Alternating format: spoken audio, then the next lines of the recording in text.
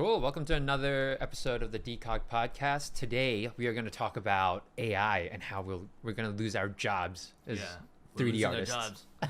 They took our jobs. Yeah. You know that South Park. Yeah. Took our jobs. And especially it's not just animators. It's literally the whole gamut. Creative industry. Yeah. Well, not even just the creative industry. I think every single industry out there is going to be affected. Yeah, that's true. I mean, truck drivers was one of them. Radiologists and I guess even artists. Even doctors. I think to the point. Yeah.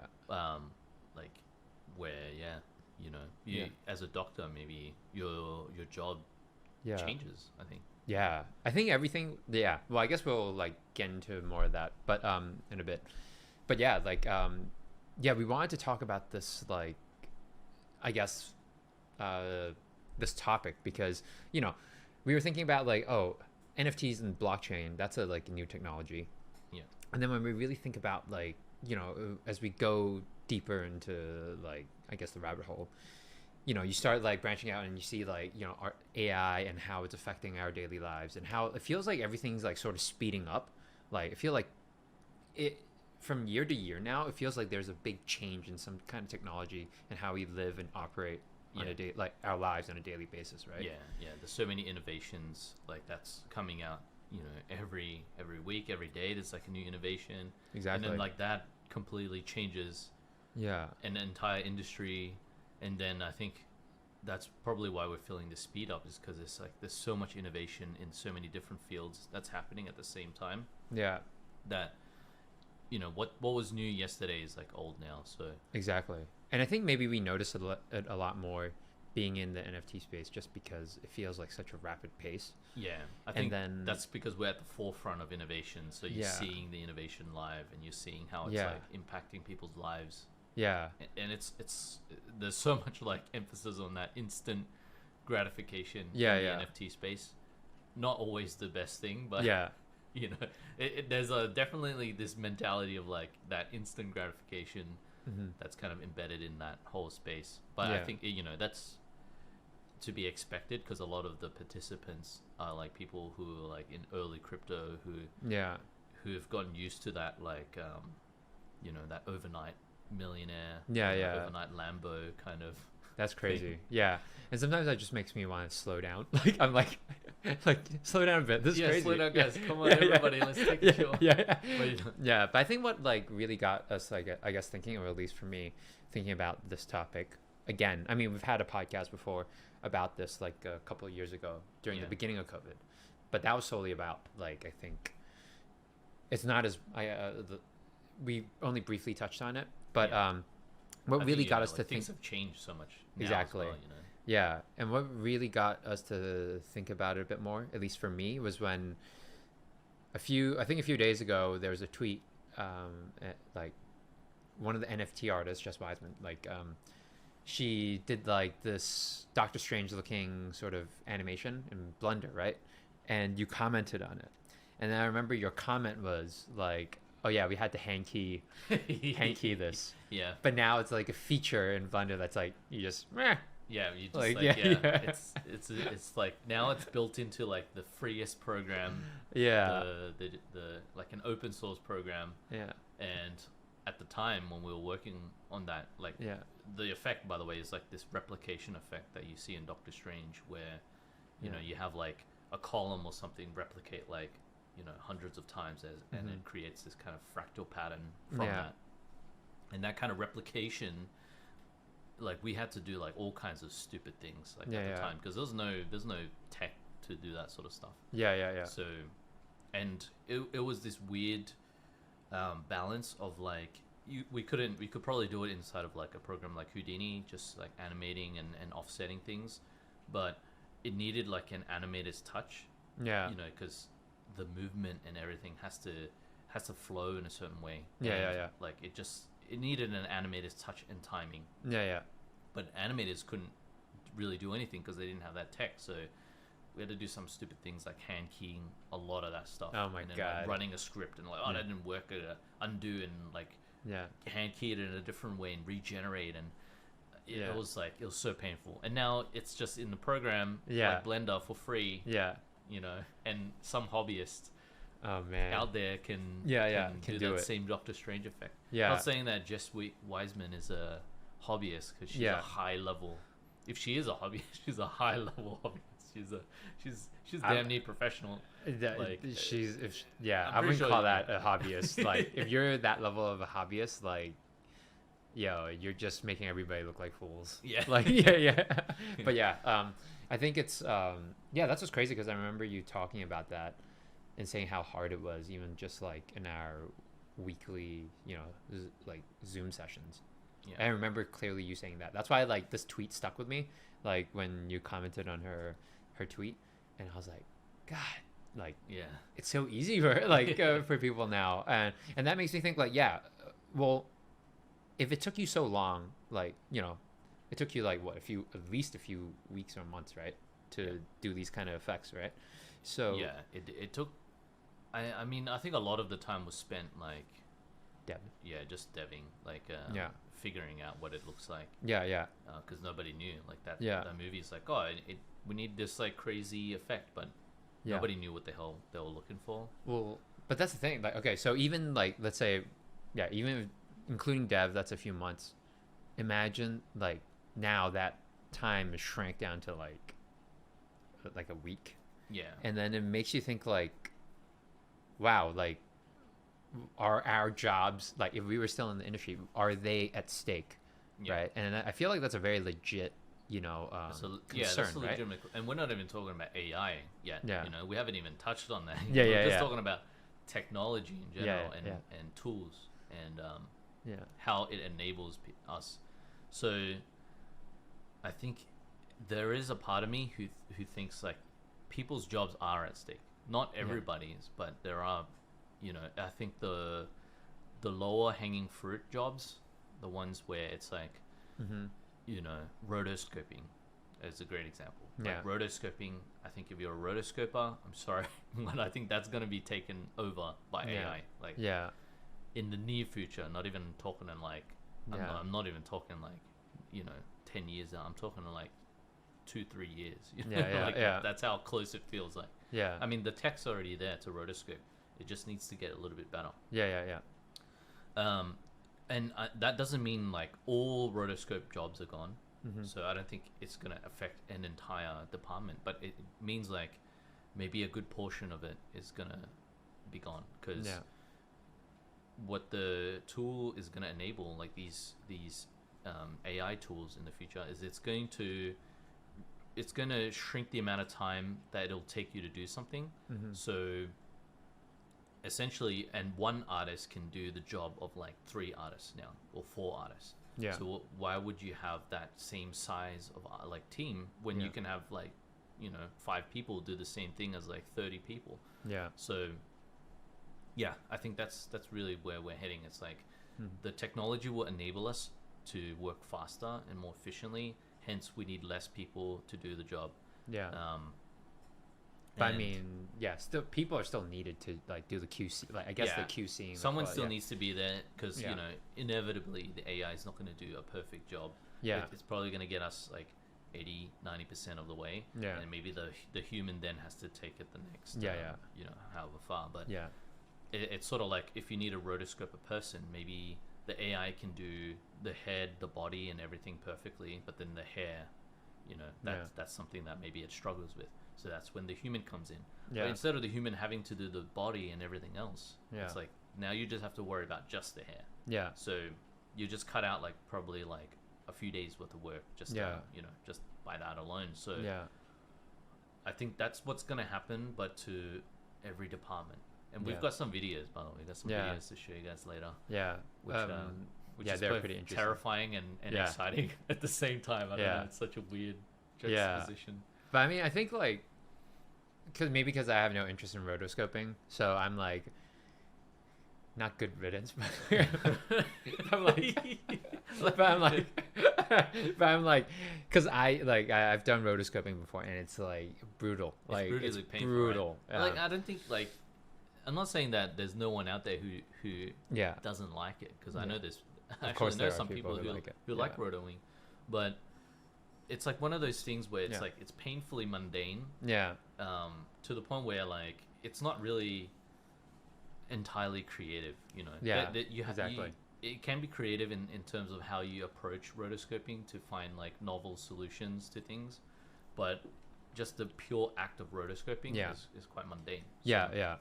I mean, I totally agree. Like, I think, for rotoscoping, I mean, I think I feel like that's the most obvious job that technology and AI that would be the first frontier, I guess, that they're gonna like sort of make it more efficient. But you would think that, you know, for example, even I guess some of the links that we're gonna show, you think that art cannot be cannot be generated. Yeah. But in some of the examples that we saw, like I was surprised that they can actually replicate like brush like paint coming down. Yeah. That scares me. Like it's like a sim, right? Yeah. It's like a simulation, but I was like, wow, this looks really, it feels really real. Yeah. And I think that's when it gets like, to me, like this first time where I'm really starting to think that, oh, it could even possibly replace like something that I didn't think you can replace before, which is the physical, like the actual drawing or like painting. Yeah. But yeah, well, I guess. That's the thing about AI, right? Yeah. Like everybody wants to believe that they're safe. Everyone wants to believe like, oh no, AI can't be like as creative or can't do this and that. And I think time and time again, the AI guys have proved that yes, it can be. People were like, oh, AI is never gonna like be like can't never beat the top Go player. Yeah. And then it just smashes like the top Go player now. Yeah. There's a documentary on YouTube called Alphago. Yeah. Like fascinating because it kind of goes through, it shows you, it's an amazing documentary for free as well. Yeah. And it talks about how this Go player, the top Go player in the world, I believe he's Japanese. Yeah. And like he's like better than everybody by like a whole, you know, like a whole margin, you know, like he's on another level. And the challenge was like, can AI beat this guy? Because Go is like, it's such an open-ended game that there's no way you can possibly calculate like every single, you know, unlike chess, where chess you basically, if you can calculate enough moves ahead, you can win. But Go is kind of one of those games where it's like, it's infinitely complex. Like one move can spawn like a tree of like, you know, a million other moves. So there's no possible way to calculate everything ahead of time. So it is like a very intuitive game where you're playing based on intuition, and it's hard to quantify. And people are saying like it's one of the most purely creative games out there, like on a board. And like Google did this program which just completely demolished this guy, like to the point where he was like crushed. I think he won one game out of like 5 or something. Don't quote me on that, but that was like, that one game was so important to him because he was like losing, he was getting cracked, and it was almost, that's what made the documentary so exciting, because you could see the human like who devoted his entire life to this craft get destroyed. Like, it's like unwound his entire existence. You know. And it's sort of like us, you know, if we devote our entire lives to one craft, and next minute AI comes and just like completely replace, and it's like it does a way better job than we could ever. And like, what does that mean, like for us? Like, you know, where do we stand now philosophically? It's such a big open-ended question. Dude, I feel like now I need to watch this documentary because. Dude, that's so freaking scary. It's so scary. Man. I guess I don't know Go, so automatically when I heard it, I was like, oh yeah, the AI. Like, I feel like AI is gonna win because it's like, just the processing power. It's like so much like, it just gets more and like better and better, right, every year. You think like that's kind of like how chess is, right? Like if you can process it enough, like the brute force, then you can surely calculate all the possible moves. But Go is very different than that because it's a very fluid game where like one move completely changes the entire dynamic of the game. So it's impossible to calculate all the. It's like there's probably more combinations of things you can do on that board than there are like stars in the universe or something like that. It's like something insane, right? Yeah.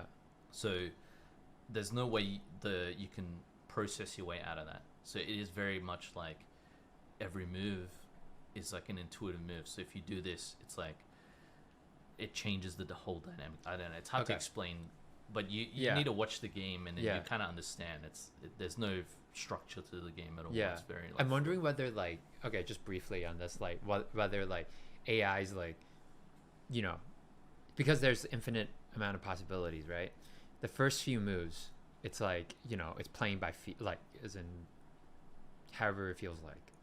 But then I'm sure towards end of game, right, there's gonna be like only a certain amount of moves. It sort of narrows down, right? I believe it might. I don't know. I'm not sure. Yeah, because if it ever narrows down, then when it comes to the end game, that's when like they go, oh, okay, now I can calculate all the possibilities. I mean, I'm not sure how I'm not sure how the AI works. Like if there is like some like hard switch like that. Yeah. But I don't think so. I think like the way it worked, it was just trained on a number of games. Yeah. So it was almost like probability based with AI, right? So everything comes down to probabilities. Yeah. So it's like if I play this move, what's the probability based on past games? Yeah. Like, what's the probability that this would lead to a win? Yeah. You know, and then like every move is just like that. You're just playing the probability game. Wow. Yeah. And that's how AI works for everything. So if you train it on a simulation, like what looks realistic, it'll determine what the next course of action is, what the next move is, or what if say like we want to train something to do a walk cycle, it's probably gonna have a data set initially that it gets trained on of like a whole bunch of different walk cycles, and then based on like maybe the physics of the motion, it's like oh well, it looks like it needs to use a walk cycle like this. The AI needs to take a step like this in order for it to be physically accurate. Yeah. In order for the character not to fall over. Yeah. And that's how, you know, certain AIs out there exist. I mean, we'll show some stuff in a bit, but yeah, that's crazy. It's it's pretty crazy. But okay, let's show some stuff that we saw that was pretty interesting. Let's go. Oh, oops, this one here. So actually, should we start off with the paint? We can start off with the paint. Yeah, let's do the paint. Because I thought this was pretty crazy. So, well, you know, you never think that. Like, at least I never thought that it could, like I briefly said this before, where it can simulate like natural like brush strokes and stuff like that. And I feel like just by looking at this, I was like, so to me it's so crazy. Yeah. Look. So this person's painting and then it's simulating like the drips and how the color kind of blends together too. That's the craziest part. I mean, it's essentially replicating a lot of the traditional feel of the painting when you paint. So. Yeah, it makes me want to paint. Actually, it looks really like pleasing. It looks pretty. And now this is crazy. So this is AI just generating information based on just what you draw, right? Yeah, that's incredible to me. Oh god. I guess let's rewatch this. Yeah. Look, so it just knows how to tree. Yeah. So I mean, it must have a data set of like, you know, like millions of photos or something. Yeah. But how do they come up? Okay, come on, this tree. I mean, like, come on, man. Like that's crazy. Like they can figure out like. Oh wow. Now this is really cool. I mean, imagine being a matte painter. Yeah. For example, you're a matte painter, you're a concept artist. Yeah. And you want to, look, I need to block out a beach with some rocks on there. Yeah. And, you know, I know I need to, you know, kind of do the composition like this. You just paint a few things and you have that as a starting point. Yeah. I mean, you can almost just paint over that at this point and there's your concept art, you know. It cuts down the amount of time you need to spend doing something from like days to like minutes or that's crazy, right? Now all of a sudden, instead of needing like 20 concept artists to do all these different designs, you can have one concept artist do the same amount of work. Yeah.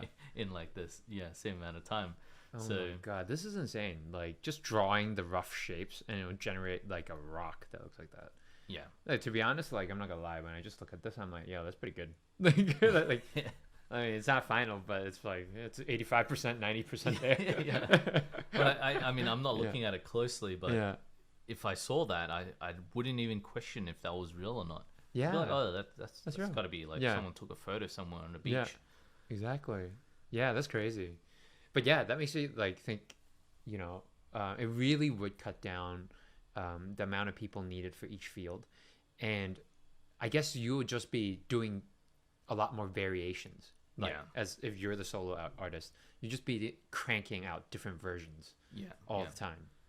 Then it comes like, and we talked about this like off camera, but I think now with the accessibility and the ease and all the tools available to everyone out there, it's gonna be less about whether you can do the job or not, because you know, anyone can do the job at this point. But then it's like, artistically, what's more important is the voice. Like, what is your artistic voice? What's your art direction? Your artistic sensibility? Because those are things that you can't, like, that's the thing that the machine can't do, right? It's like the machine can generate like a million versions, but you know, you put it in front of someone, you know, the human can be like, well, this version clearly looks better than this version.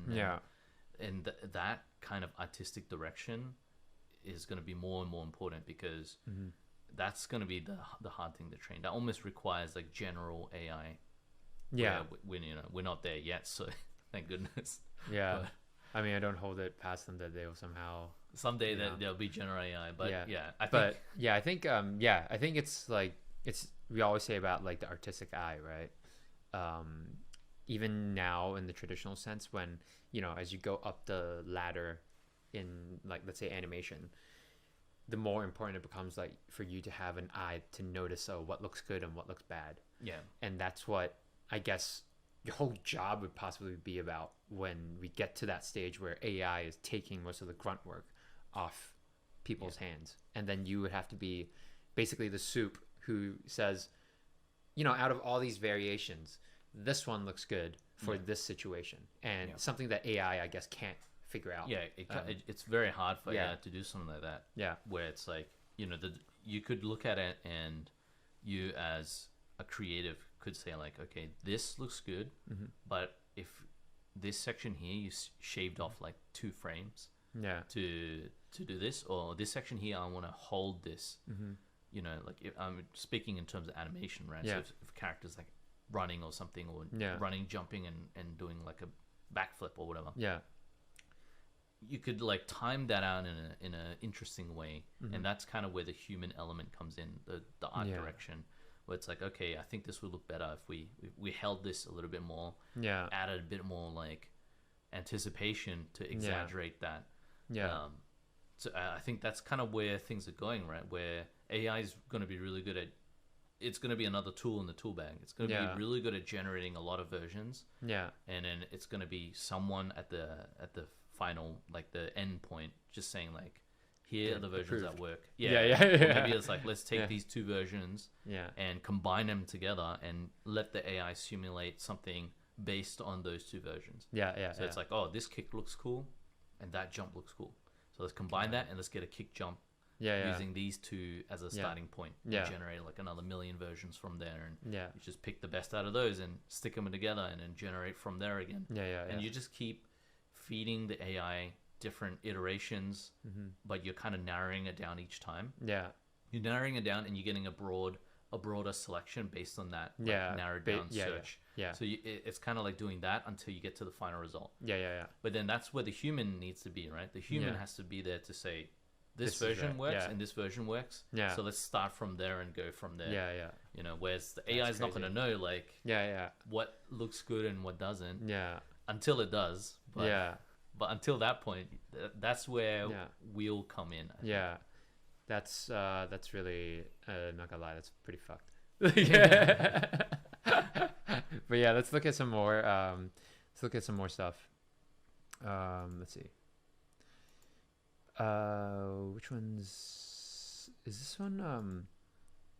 I think this is instant neural graphics. I mean, I don't think I've seen this video in particular, but by the way, this channel is 2-minute papers. Wow. So yeah.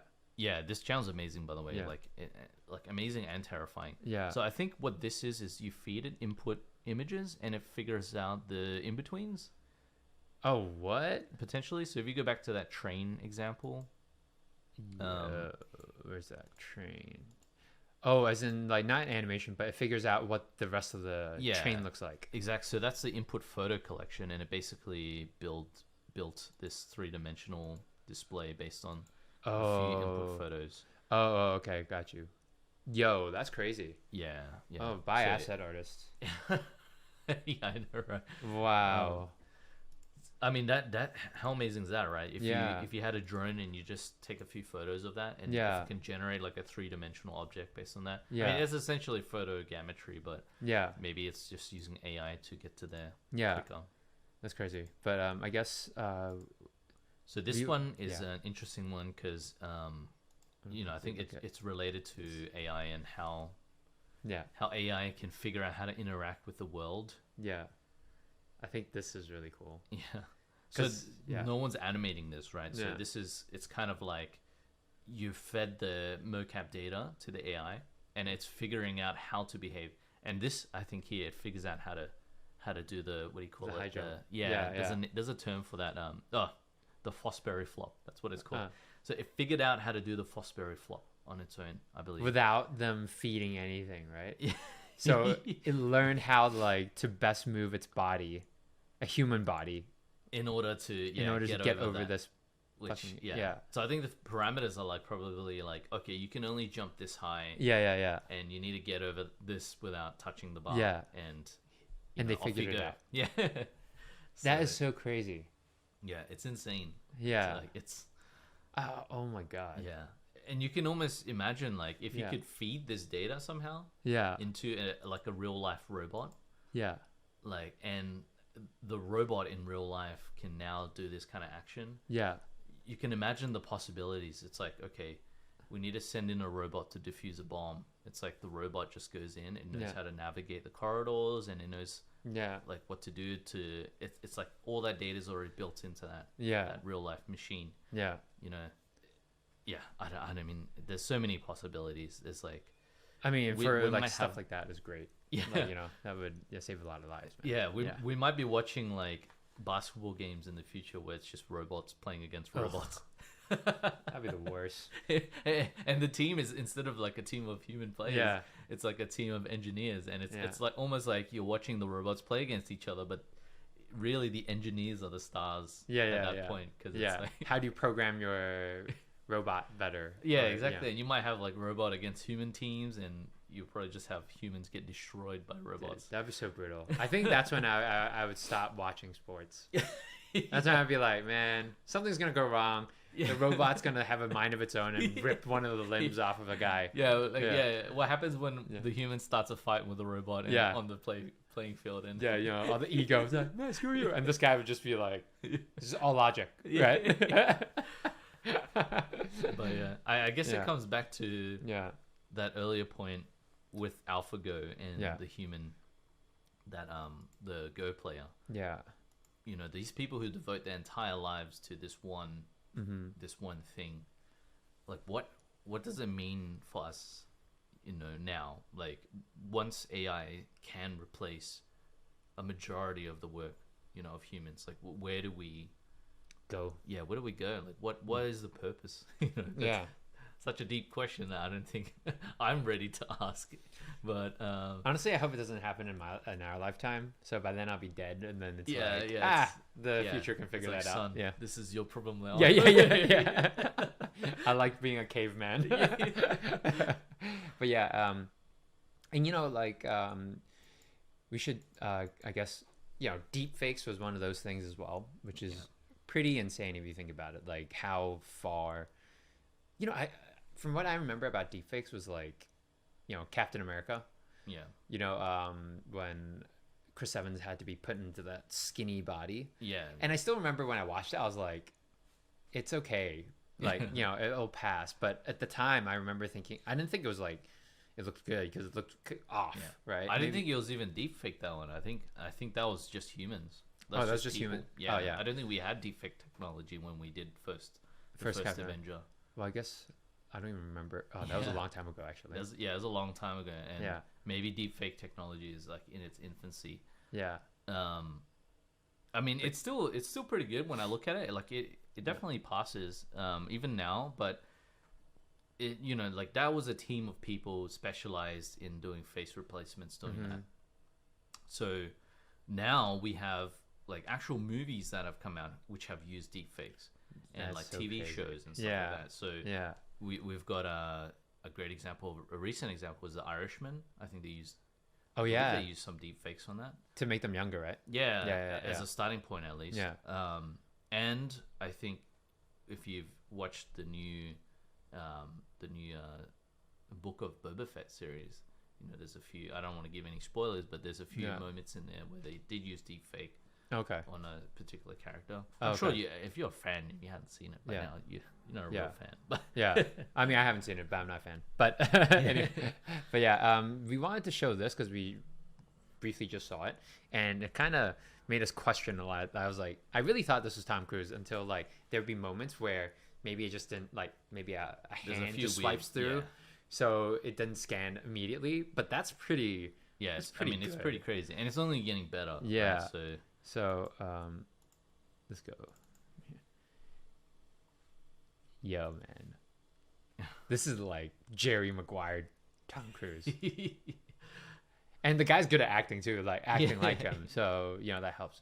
But yeah, you have like these little bit of, you see a little bit of it that's like a bit off. Yeah.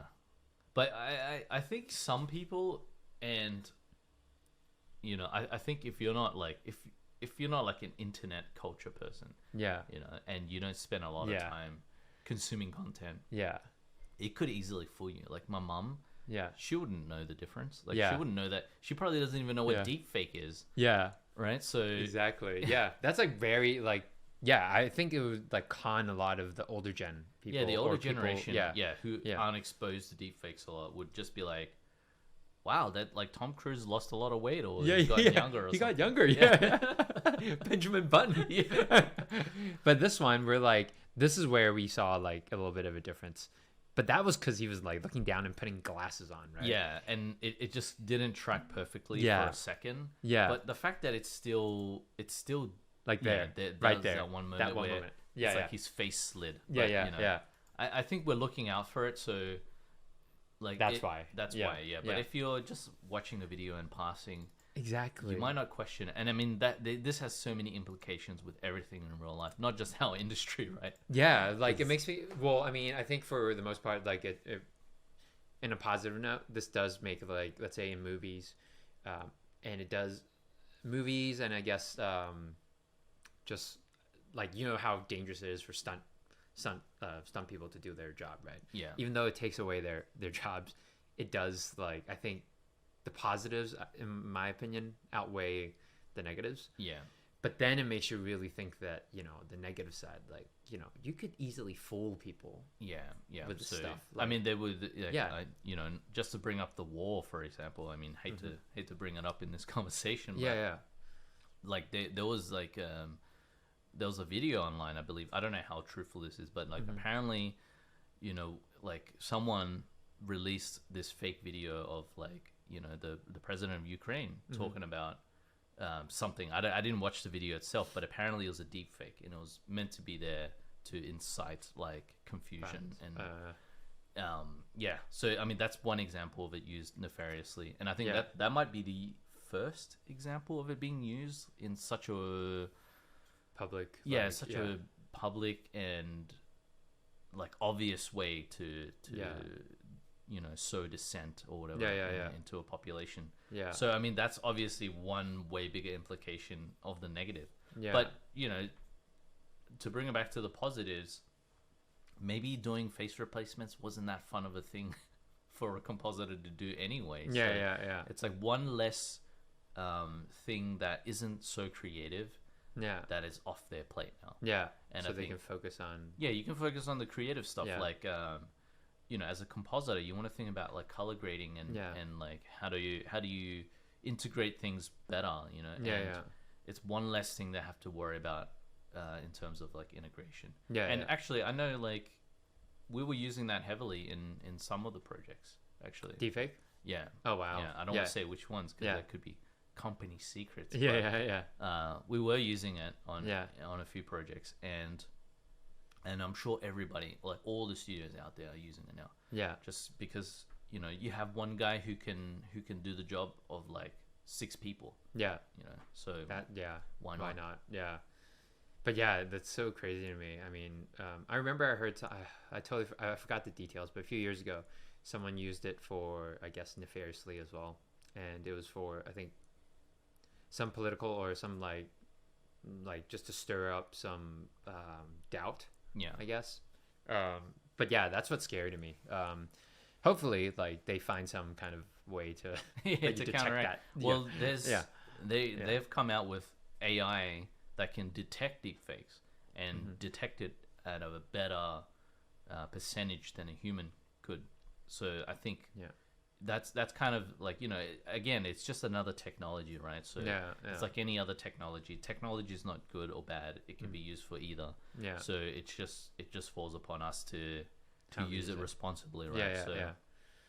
And it's not like people are coming up with technology to try to replace people's jobs. That's just naturally what technology does, right? So when they invented cars, it's like all the people who had horses or like they were screwed, right? So it's kind of the same thing. I think we just need to evolve as an industry and as a society to deal with it. So I guess like, I mean, the final question really is like, what does it mean for us artists, and how, like, what should we do moving forward? For this inevitable. Yeah. So I think if the thing that I think would still be around is that creative direction and the meaning behind the art, right? So if you're an artist, there's 2 ways to see it. You could see it as, okay, this is going to take my job, I'm screwed. And that's like a very pessimistic way to look at it. I think the more optimistic way is like, okay, now my job is getting easier and it's enabling me to do my job better. But now it's like I have to focus on the things that matter more than that now. So it's like the meaning of what you're doing, the purpose. You have to start questioning, why am I doing the art to begin with? Like, or it's just pushing that creative eye of yours even further. So it's like, it forces you to learn more about art, learn more about like color theory, learn more about, the high level concepts that make art rather than the technology. It's just like everything else in the past, people who did stop motion, now it's like less of a thing. It's more like it's a novelty of a skill, right? Because you could do the same thing in 3D, and it's faster, cheaper, better, in a lot of ways. So again, the technology is neither good nor bad. It's just it just enables, or I totally agree. I think like I mean, with the whole stop motion thing, I get like why people think, oh yeah, it's different when you do it in 3D, and it is, right? But I'm like, for the majority of people, is it really worth that like level of like difference? Like for the masses, for example, like if I was just like a regular consumer of content and I had no idea about animation, I didn't understand it, and that's majority of people watching the content out there. It's like just regular people. They can watch something like Coraline, and they can watch something like Cloudy with a Chance of Meatballs. And to them, there's no difference between the two, right? Like one just has like a different story, and it's then it's not about how did you make this, what technology did you use to make this. It's about like, okay, what is the story, what's the meaning behind this, like the characters, are they well formed, are they fleshed out? So those are the things that I think if you had the opportunity to, you should focus on more, because those are the things with the substance. So whether it's stop motion or 3D, like that's irrelevant. That's more the not the vanity, but it's just like it just supplements what the story is about, right? So that's this, That's that might attract your eye for a quick second, but at the end of the day, if the movie's good, it's because the story's good, the characters are well developed, there's a good arc, like story arc. A good arc. There's a purpose for it to exist. Yeah, and there's a purpose for it to be stop motion. Like for example, like of what the medium is, right? So yeah, like in that sense, I totally completely agree. I do. I mean, for me personally, I've talked to other people about this before, like a few years ago, where I remember I had this conversation with like an ex-colleague, and she was super adamant about like, our jobs will never get taken. No one can replace our job as animators. And I remember I was like trying to tell her, and I was getting like, you should tell her to watch 2-minute papers. yeah. And I was getting more like sort of, she's a bit older, but I was getting more frustrated to the point where I was just like, you know what, it's okay. Like, it doesn't matter. Like, what do I know, right? I'll just, we'll just see what happens. But it really, when I really think about it, it's like, it's coming. And, I guess I think people want to know, like, what's the best way to prepare for it, right? And I think it's like being, not so, in my opinion, not so single tracked, and just focus on like, if you're an animator, maybe look into doing like expanding your knowledge, like you said, like where it's like learn more about the other fields around your field. Yeah. And I guess we have been doing that for our whole, like me and you specifically. We've always been curious about other parts around animation.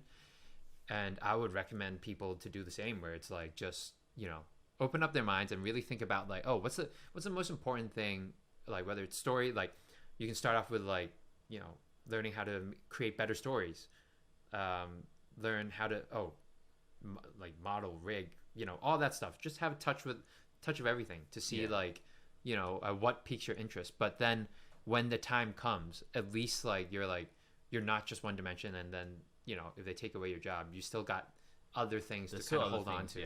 And I think that's a good point. It's like even if you just are purely into animation,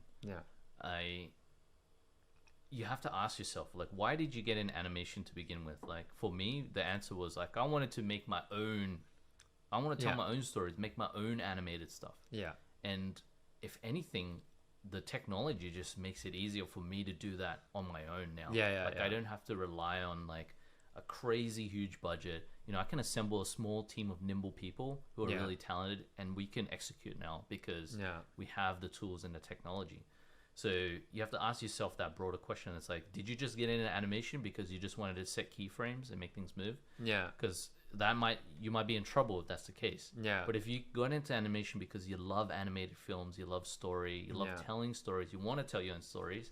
This is a good thing, because now you can. Like, you can do it much easier than you could have 5 years ago. And the next 5 years is going to be even easier for you to do that. So what should you focus on now is like, how do I tell better stories then? If I'm going to start telling stories, I need to be a good storyteller. If I'm going to make characters, I need to understand I need to think about my characters. I need to understand the world from my character's perspective, And maybe like learn other supplementary skills, like you're saying, but even just outside of the industry, like outside of 3D and stuff. It's like learn about life, like learn about acting, learn about like performance and like physical storytelling. Like how do you tell how do you express yourself through your body? So I think that kind of level of study is where you become a much more well-rounded creative, rather than just like, I'm just an animator and I just set keyframes.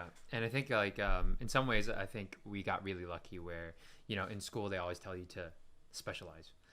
And I mean, just looking at how I guess the world is slowly going and what we talked about today, it just seems like that is probably not like, it's not the future.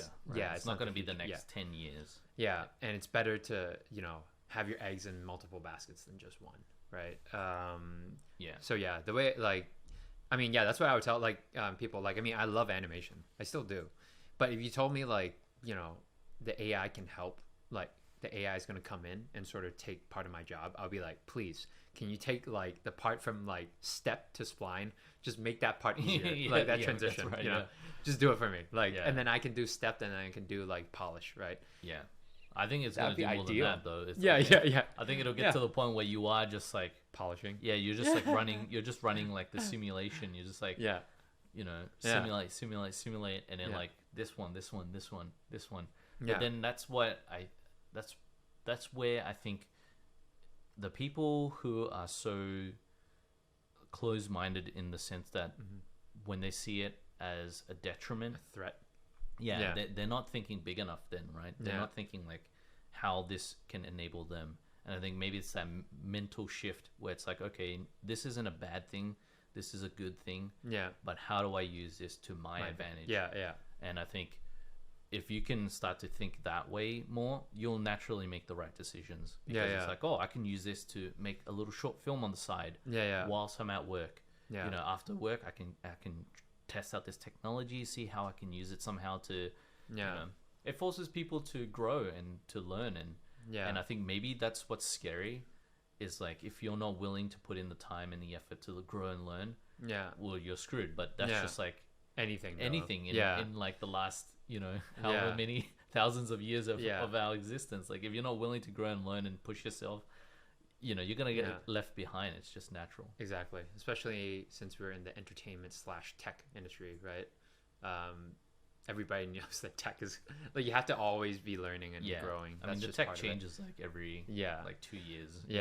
And that's why I think like I wanted to round this off by saying like, that's why I'm sort of glad like we got into NFTs, because I think for the past like 2 months it really got us, well, at least it got me to like really be more of a more well-rounded artist, because you have to do everything, you know. But we have to think. I think the important thing is like we have to think about everything as well. Like I don't necessarily think it's realistic that everybody can be a generalist like in every field. There's just too much to learn sometimes, and you know, maybe you're at the age where you just feel like you can't keep up, like your learning agility has slowed down. But what you're able to focus on still is like the broader picture. Like, so if you need to design something, like you know, having the ability to think through those creative decisions, like what do I want the design to look like, and why, you know, what's the meaning behind this particular design versus this one, like why does this one work better than this one. So I think if you can start to think more like a director and just a creative at the top, rather than thinking like a creator at the bottom, like a craftsman, I think that's the difference. It's like you're no longer a craftsman, you're an artist, and now you have to start thinking like an artist. Like, how do artists think? I still like being a craftsman, to be honest, but you know, that like I like doing all of it, and you know, and I think that'll still be a thing, right? Like machines have been able to pump out like mass produced furniture, but there's always going to be a market for like that handcrafted, like you know, that kind of item, right? So maybe in the future we're just like, majority of films are just like, you know, 90% generated by AI. And I think so.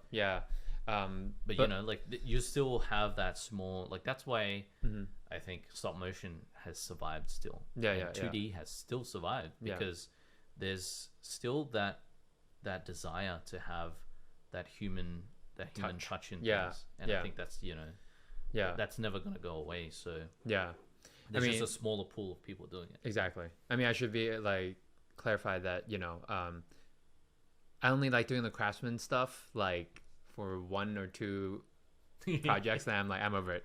Like, I wish like AI can take over, and then I can just tell them what to do and do it. So it's sort of, for me, I get bored easily. So but I think that's pretty much covers this AI topic for now. I'm sure there are going to be more stuff that's going to come out that's going to surprise us. Next time we see another crazy AI thing, we'll talk about it. But for now, if you have any crazy AI stuff that you guys have seen that you think that we might find it interesting, please leave it in the comment section below, and we'll check it out. And maybe we can tell you how it's going to implicate like the industry that we're in, you know, and how it's going to affect, you know, our jobs. But yeah, for now, if you like this video, please hit the like button and subscribe. And then until next time, peace. Thanks for watching or listening to our content. If you like what you saw, feel free to subscribe to our YouTube channel. Thanks again. Peace.